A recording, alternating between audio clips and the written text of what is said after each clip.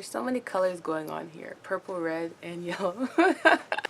Hi, my name is Sydney, and I think I'm in a state of denial. I just realized this about 10 minutes ago. I haven't really done anything writing or creative, anything related, in about maybe 3 months. I read through something that I wrote a while ago, just kind of remembering, like, oh yeah, I really like this story, you know. And then maybe a week or two ago, I think a couple weeks ago, I have had this idea floating in the back of my mind of something that I think would be really cool to work on, and so I just tried to like flesh that out a little bit more. I guess all of this is to say is that though I haven't really done anything, I think it's maybe starting to come back. In my last video, I talked about how I was waiting for this creative well to refill. And at the time, I definitely thought it was, and maybe it was, but it's been very, very slow going. And I know part of that is because you know, you're supposed to like just sit down and do it. You're just supposed to sit down and write. And like I know that, but on the other hand, I think the reason that I'm in denial is that I've let myself kind of become complacent and not doing anything, you know, where I've gotten used to just not really writing. I've been reading a good amount, so there's that. I bought some clay and I've been kind of I played with that once actually. I haven't really played with it since, mainly because I can't figure out what to make with it, which I guess is a metaphor for my writing life. I have the tools, I just don't know what to do with them. But yeah, so I mean, I'm trying to start kind of. I went to Barnes & Noble for the first time in a long time a couple weeks ago, and I'm about to go again today, which is good because, you know, the amount of times that I visit Barnes & Noble in a certain period of time, I think can tell you a lot about how motivated I am to write. I know there's a lot of things that have kind of fed into the way I've been feeling recently. I know that, you know, with Project Pitchfork and Stormcloud, those are like the two main stories I've talked about on this channel, and because those are the ones that I've been like dealing with and like working on almost obsessively. Not almost, it's been obsessively, like going in circles with these stories where I'm really not making, like, yeah, the story is getting better, but it's also like, how far do you have to go until you're just almost moving backwards? Do you know what I mean? With those stories, what I've done is I've put them aside. I'm not letting myself look at them really. I'm not really letting myself work on them, and it's not even not letting myself do it. It's that I don't want to do it. I've reached the point where I've decided that I'm not putting these stories down for good or anything, but I'm just saying, like, I don't think that I should just continue editing them until they've moved forward in some way, you know?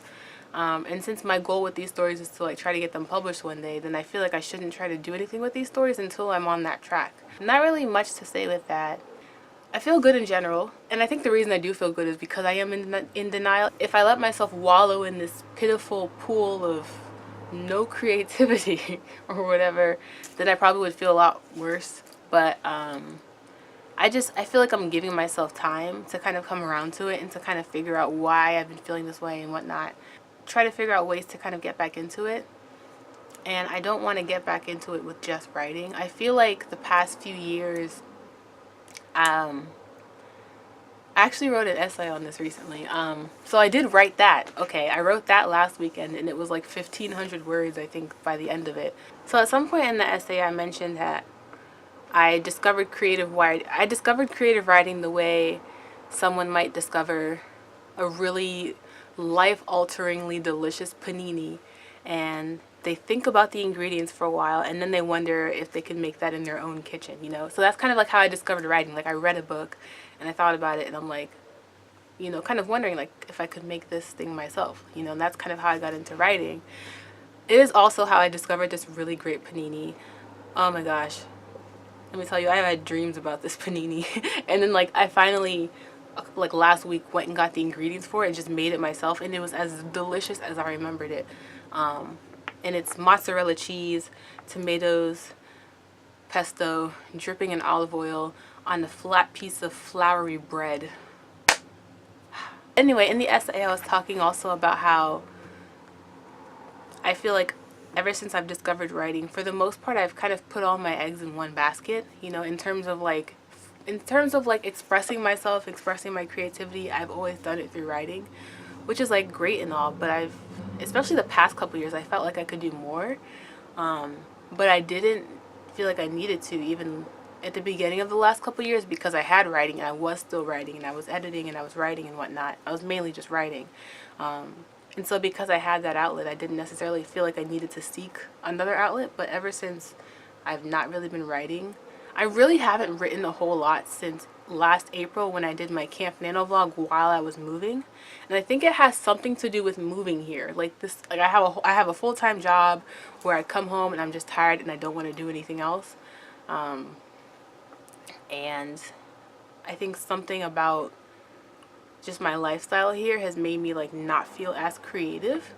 And I don't think it's just like time, you know, it's not that I don't have enough time to do it. I just don't have the motivation to do it. I think there's probably a lot of things that feed into it, but I feel like ever since I haven't really been writing, I've wondered what other ways I could express my creativity. That's why I bought the clay. I really want to learn how to play the guitar. You know, there's different things like that, and there's other things that I feel like I could write instead of just writing a novel. But anyway, I guess we'll see where we end up with that. But I'm gonna go to Barnes & Noble now. My camera battery is about to die. Happy New Year, by the way. Hello, it is much later in the day, 5:36 p.m. I don't know if I said the date today, but it's January 26th or 5th, whichever one is the Saturday. And I just came back from Barnes & Noble, and I think I might call this video How Sydney Got Her Groove Back or something, because I was like super productive. I was there for probably like 5 hours or 4.5 or something like that. I had 2 cups of tea, maybe 1.5 cups because I didn't finish it there. It started out kind of the way a lot of my writing sessions do, where like I kind of just go through my notes and I just do random things here and there. I started reorganizing my notebook on OneNote, where like I have all of my stories and stuff are on OneNote, but then I have this one notebook where I kind of just put any stories that I kind of maybe just barely started but didn't really do anything with, or stories from like a really long time ago that I took notes about. Like I have one notebook where I just kind of pile all that random stuff in, and so I started making a section of that notebook that's just for like quotes, because I love to use quotes as like epigraphs. Is that what the word is? You know, like when you read a book and there's like a quote at the beginning of a chapter, at the beginning of a story. Like I love to use those because I just find them really inspirational, and sometimes it's nice to have somebody else put into words what you've been thinking but maybe haven't yet been able to put into words. And then I started going into like and I know I said I wasn't going to do this, but I started going through my like storm cloud. Is that what I call it? Project Storm Cloud? Yeah. I started going through Storm Cloud, like the notes and some of the stuff, and I picked up the old drafts. And I remember that I had started making this scene list where I just go through all of my chapters and do bullet points of all the scenes throughout the entire story. And it was really, and I did that for like most of my time, like the 3 or so hours that remained. And I just felt super productive.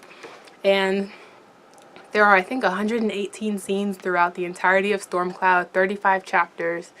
104,000 words almost. And the last thing I did with that story was draft 6, which I believe I did, maybe it was like October or into November or something. I forget exactly when it was when I was doing draft 6, when I made a couple of changes to the story and, you know, tweaked some things here and there. And so just going through and making the scene list and like skimming through and trying to figure out what each scene comprised of, it was a really good refresher on what the story was. Because I mean, because I haven't looked at it in so long, I found myself like being like, oh yeah, I forgot about that scene, or oh, I thought that came after that, not before, or, you know, different things like that, like just kind of refreshing my memory. Like it's amazing. I created this whole world and I forget. It's amazing how much of that I forget when I'm away for it for even just like a couple of months. You know, you'd think the stuff would be ingrained in my mind, but like nah, I'd be forgetting stuff too. I just felt so good and just felt so rejuvenated, and I can feel it even as I started to get into making the scene list. I even thought to myself, what did I say? I felt my soul awakening or something like that. Something corny that I thought at the beginning of that. Like I could actually feel my soul kind of coming back to life, you know, because like, I mean, Storm Cloud is my baby. Storm Cloud is like I love Pitchfork and Storm Cloud equally, but Storm Cloud came first. And Storm Cloud is like closer to my heart, and it's more about, I'm sorry I'm kind of out of breath. I was like belting at the top of my lungs while I was driving home to the music, which I will get to the music in a second. But Storm Cloud is like my soul. It speaks to my soul. And it's kind of like this cathartic thing that kind of helps me work through it. In a way, it's like probably the closest thing I've ever written, but it's probably the closest thing that I've written to a diary, in a lot of ways that I've actually kept up with. Because sometimes I'll write random angsty poems if I'm feeling some kind of way, but like that happens so rarely that, I mean, I can't really consider that a diary, but like Storm Cloud is probably the closest thing I have to a diary. And so I love it so much. I feel like I'm really low. Okay. I feel like I've been like having to sit up too much, but whereas like, okay, so if Storm Cloud is like a diary, then Pitchfork is kind of like just I just have so much fun writing Pitchfork. Like I just write it to have fun and to have my character do crazy things and have crazy experiences. That's just like my story where I let loose. Yeah, so on to the music. The music was so good today, y'all. Like I was jamming in the Barnes and Noble and then in my car afterwards. Like I just felt so good and just felt so alive today. Ah, yes, which is great because that was actually one of the lyrics in the songs that I was listening to. So just a few songs that I was listening to today. Let's see. Maggie Rogers' Renegade. That was like my theme song of the day, okay? And the thing about Renegade is that I think I read online that she said it's a song about having a breakdown and just kind of needing to be free or something like that. And so I was like, yeah, Maggie Rogers, I'm feeling you. Like, not that I've had a breakdown recently, but you know, sometimes you just kind of feel that. She's like belting at the top of her lungs. I was yelling at the top of my lungs with the girl. And right now my dad is probably laughing if he's thinking about karaoke on Christmas, which like, that was funny. Another song I was listening to was Swan Song by Dua Lipa. Dua Lipa. I'm not really sure how to pronounce her name, but like I was like, yeah, I feel this song. So that one was another one. Drastic Measures by Bayonne, which like when I hear this song, it just makes me think of like an African jungle. You know, I just see the green leaves and I just feel the life of the forest. Aurora just came out with a new single, Animal. One other song is Alicia Cara. I forgot the name of the song. All We Know. Okay. But anyway, this has been How Sydney Got Her Groove Back. Stella! Sydney! It's been a while, you know?